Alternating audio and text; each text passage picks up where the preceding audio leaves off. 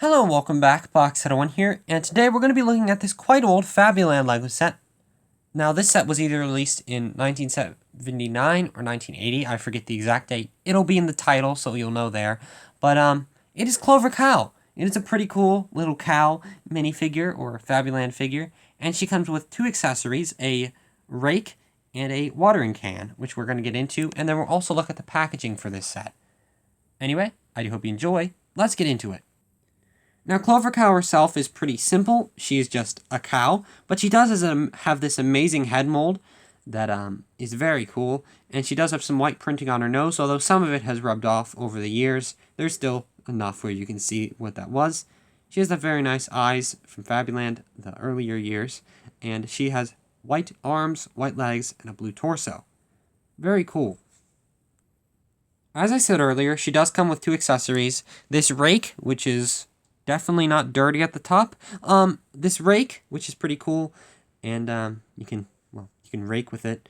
And then this watering can, which I think is quite cooler, because it's in this very nice lime green type color. It doesn't show up as well on camera. It shows up more of like just a normal light green, but in person it's more of a lime.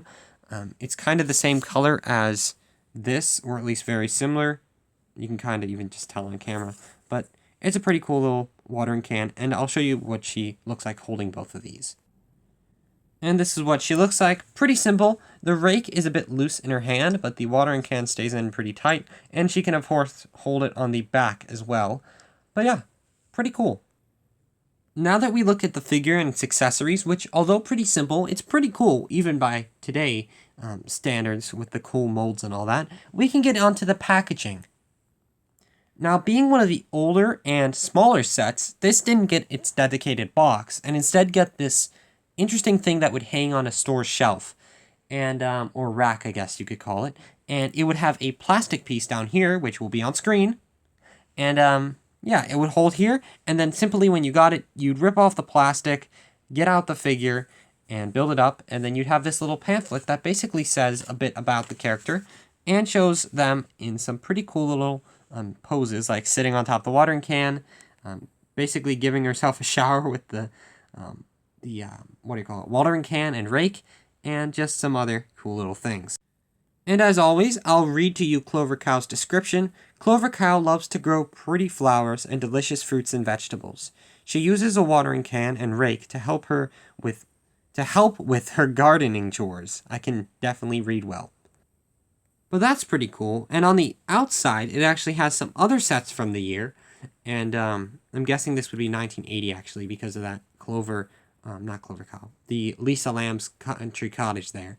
But this is pretty cool, and on later ones, it would also have the date on the bottom. That's why I'm not sure about the date.